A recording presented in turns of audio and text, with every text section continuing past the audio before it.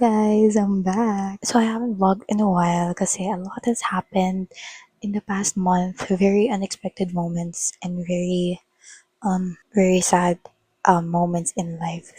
Pero ayun, hindi ko na siya na-vlog kasi I don't want to upload those kinds of events sa buhay ko here sa channel kasi nga I want to maintain this a positive and more motivating and inspiring channel. I was supposed to upload a vlog actually after my first upload. I was supposed to upload a moving out vlog, and as you can tell, wala na kami sa old house namin. Nandito na kami sa new house namin, which is crazy. Pero I decided to not upload it na din kasi when I watched it, it was not entertaining. I mean, I feel like it was only entertaining for me, pero it wasn't entertaining to the eyes of you guys. It wasn't entertaining to the eyes of others. Kaya I decided, and it was just, was it worth watching?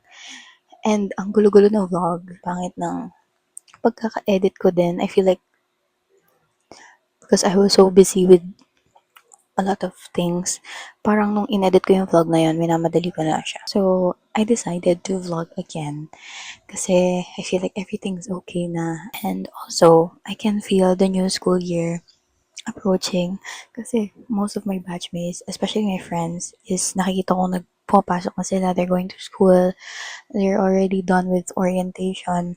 And if I haven't mentioned it here in my videos, I'm an incoming college freshman. That's why I want to vlog it. Kasi, college is very different compared mo sa high school. It's very different. I mean, I can feel how different it is. I was supposed to enroll last July 22, pero because there's a typhoon here in the Philippines, which I hope everyone is safe and dry, my university decided to postpone yung schedule namin. And dun sa university namin, yung enrollment schedule mo or yung enrollment date mo is depends on like yung program mo. I'm not sure if ganun din sa other schools or sa other universities, but ganun sa school ko. Yung enrollment date mo depends on your program. So for example, you're an engineering student, they will give you a certain date and dun ka lang sa date na yun pwede mag-enroll. They also give you the time frame on when you can enroll. Ang initial date was for my program was July 22, pero it was rescheduled to July 25, but it was rescheduled again kasi the typhoon is still here. I mean, hindi pa rin okay yung weather and there are no office operations dun sa university ko. So, they rescheduled it once again to July 30. So, I'm excited to vlog that and vlog also yung how I prepare for a new school year, especially as an incoming college freshman who doesn't even know what college has in store for us, for me. I'm excited. I'm really excited.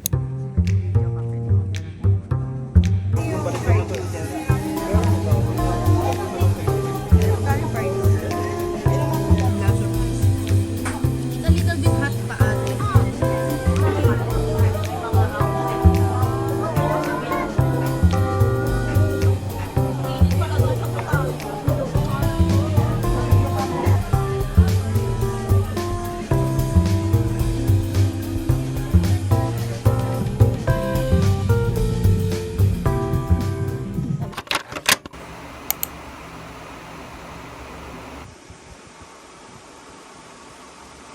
Okay guys, hello. Today is a Sunday and we're going to Tagaytay to go to church because my mom wants to go to the church there, to the chapel there. Yun, I'm not sure kung may iba pa kaming gagawin after that. I feel like we're gonna eat lang and then go home after na din.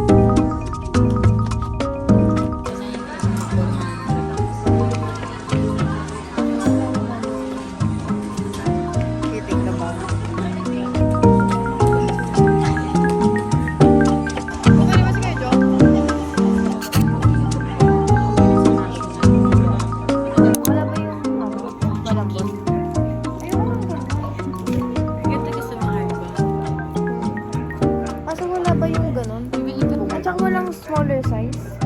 So, maliit lang. Ako parang Di ganun ka-agaw eh. Agaw ba? Wala man.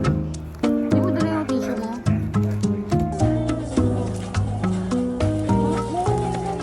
Kaya mo? Yung ballpen na. Hindi ko naman gagamitin yan. Alam mo yung likod, meron ganito na blank. Ganda sana na ito. Ito perfect ito sa akin. Ito yung Yan mo. Tingnan mo kung paano malin. bilan mo ako. Oo siya.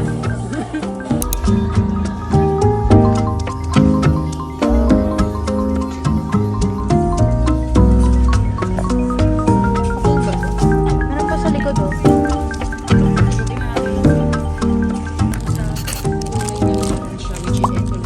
Sure naman ako dito. 100 leads to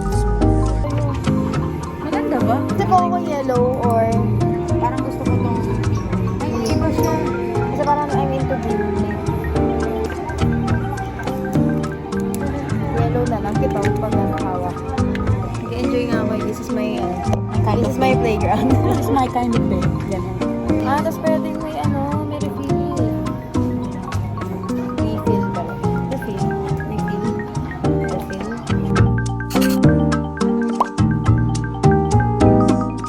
Ang dami niya binibili ko. I cannot. Parang shopping spree ba to?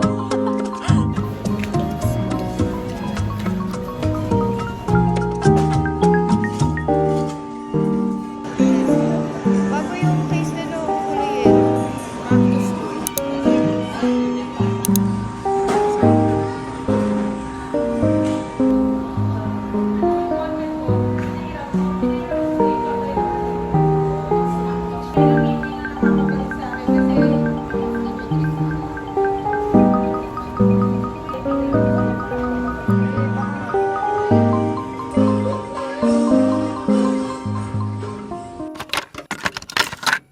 Hello everyone! So, hindi na ako nakapag-vlog kahapon kasi we watched a movie.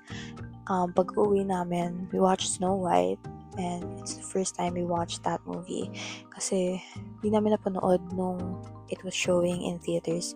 Anyway, I bought some things from SM Department Store. I'm gonna do a mini haul. I bought a journal, guys! Finally! Limelight Rule Journal. It was, I think, 200 pesos. And it's so pretty. Textured yung cover niya. And hard din siya. And it also has like, ganito. Ang tawag na to? Elastic. I don't know what you call this.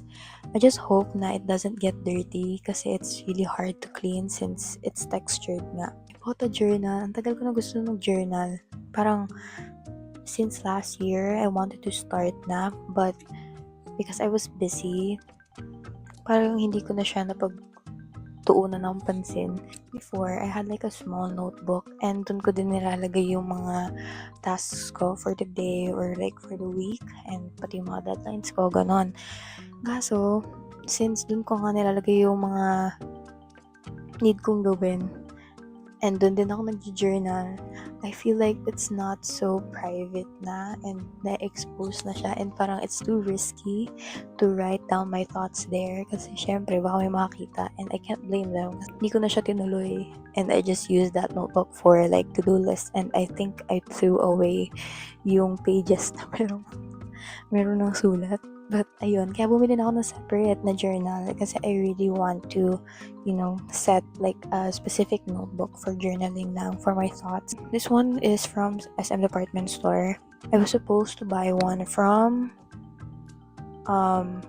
National Bookstore, but yung sa National Bookstore was a soft cover, like bendable yung cover niya, and it was a leather cover. It was actually okay. I think it's almost the same price as this one. Pero mas worth it to kasi nga meron na siyang ganito para, iwas bukas. And it also has a pocket here at the back where you can put siguro mga stickers, pictures. The one we saw sa National Bookstore was like literally just a notebook. Wala siyang mga ganong kasama. And again, it was a soft cover, and my mom wanted me to buy yung hardcover. And I also bought a ball pen kasi my Muji pens are lost. I don't know why. I feel like I lost it at school. Kaya I bought one na from Papermate. It's the 0.5 one. I was supposed to buy the yellow one. But then, nakita ko to, iisa na lang siya. So sabi ko, okay, I feel like it's meant to be. So nice.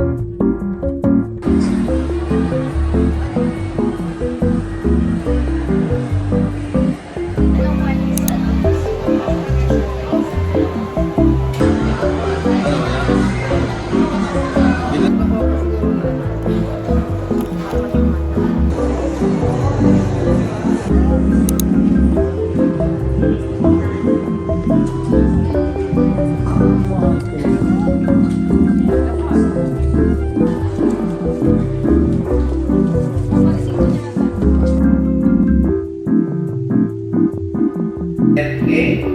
So, pag okay na po yun, Hindi daw kasi maayos